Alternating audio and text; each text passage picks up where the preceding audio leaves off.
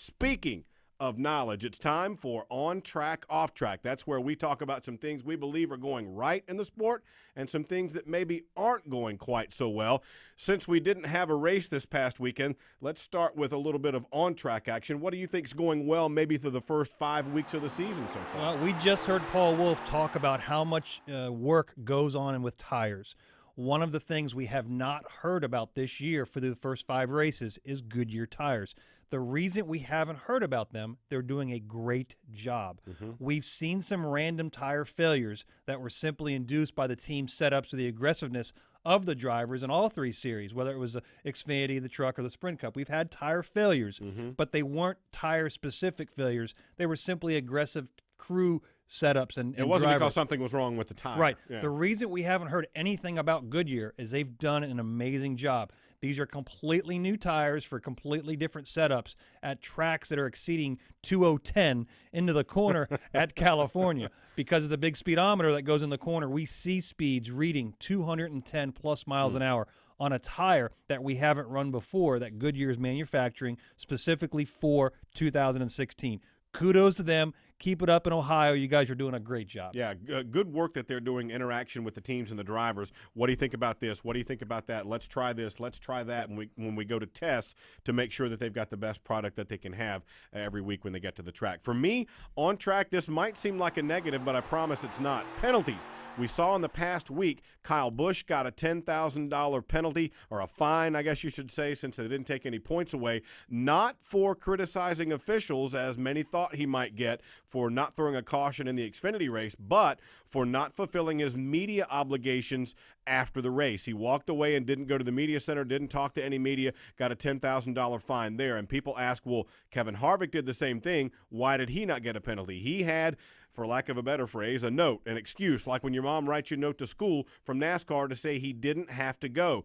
Since then, NASCAR has clarified that policy and said they won't be issuing those passes anymore, but Kyle Busch gets a $10,000 penalty for not facing the media after that race. Also, Danica Patrick gets a $20,000 penalty for walking out on near the track, not on the track, but near the track after her incident with Casey Cain at Auto Club Speedway. And, of course, Joey, this all grew out of the situation between Tony Stewart and Kevin Ward Jr., the tragedy that was a non-NASCAR event in which Ward approached the track. He was struck by Tony Stewart's car and died, and Tony said he didn't see him until the last minute. That's all neither here nor there. The NASCAR part of it is they didn't want to have anybody getting close to those situations, and this is certainly a safety issue. They could have issued a penalty for points, but since this was the first offense that she was busted for, they gave her a $20,000 fine and 4 weeks probation. I think it's good that they're enforcing that policy, if nothing else. Well, it's simply that they have policies in place and they're standing behind them. They're not going, well, she had a reason. They're not wishy-washy. That's not good enough. No, we've seen the policies. We've seen the behavioral policies put in effect, not showing up. So there's a standard that NASCAR has set, and they're simply going by it. And that's what we as competitors, as fans, as viewers, we like to see.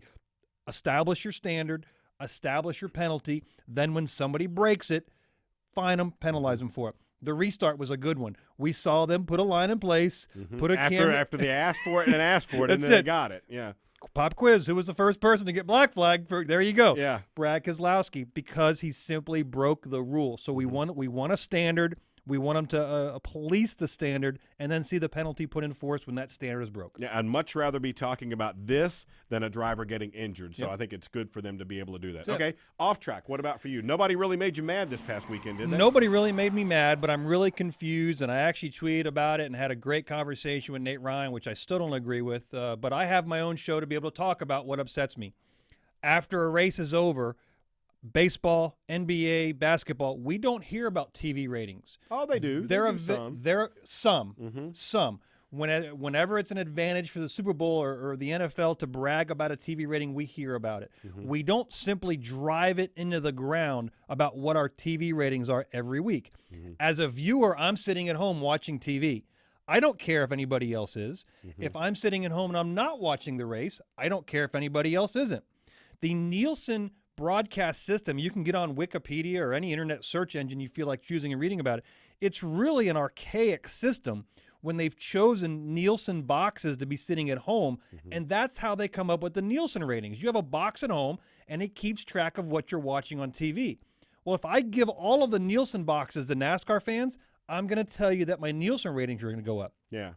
They've tried to pick a generalization of fans. It's just an archaic system that from the general fan standpoint really has no value. I think it may, from a standpoint of if you're a TV network who's paid all the 100. money Yep. for that and you want to get your return, Sure. if the ratings are higher, then you can get your return. Absolutely. It makes the sport healthier if there's more of a buzz with it. But I agree, by and large, the ratings from a perspective of whether I'm there or not, or whether I'm watching or not. Yep. I'm like you. I don't care if somebody else is or not, but overall health, I think, is what they're trying to get at. However, as you and I have talked about before, the difference is you're often comparing apples and oranges, or apples and baseball bats, Right. because the race may not fall in the same week. It might have different competition. It might be on a different network this time than it was the time before, and it's much harder to compare. Right. We've looked at the Fox Sports 1, the FS1s, and the old ESPNs 2s as doing a new station.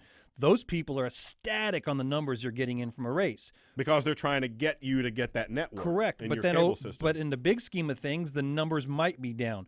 I understand the numbers need to be available in a box score. If I, as a sponsor, want to be able to find what the viewership is, I should be able to. I agree with that. But from the general fan, we really have no useful purpose to find out. Because A, if I'm watching it, I'm watching it.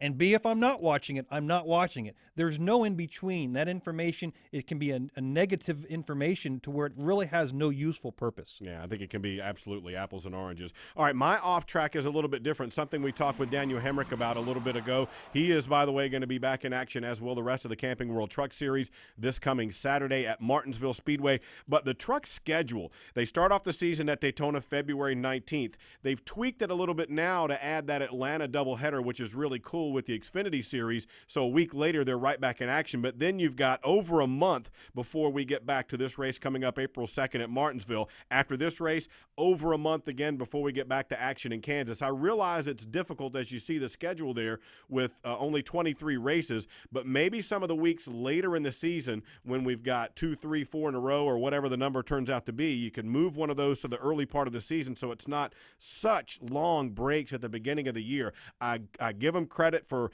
adding Atlanta and trying to make that gap a little bit shorter, but I wish there was a little bit more that could be done to even that schedule out a little bit and make it not such huge gaps, because we were just talking about the TV ratings. Out of sight is out of mind. If you're not racing for 4 weeks, people have a tendency to forget about you, in the way today's society is. It used to be worse, and that's the interesting thing. Right. It's a little better now. We used to race in January. It was the first race of the NASCAR season. We raced Orlando in the trucks. Yeah. And then you didn't see them because they didn't race Daytona at the time. They would take 6, 7 weeks off. It was very, very unusual. They tried to hype the season up by having a truck race in Florida, in Orlando, in January, and it really never paid off. Yeah, absolutely. If you've got an opinion on any of these topics, on track, off track, something you'd like to see us address, reach out to us on Twitter at MRN Radio. Use that hashtag AskMRN. Mine is at WY Cain. His is at Two-spotter for Joey, and use that hashtag so we can find your tweet, or the Fan Forum hotline, 844-4-ASK-MRN, 844-427-5676.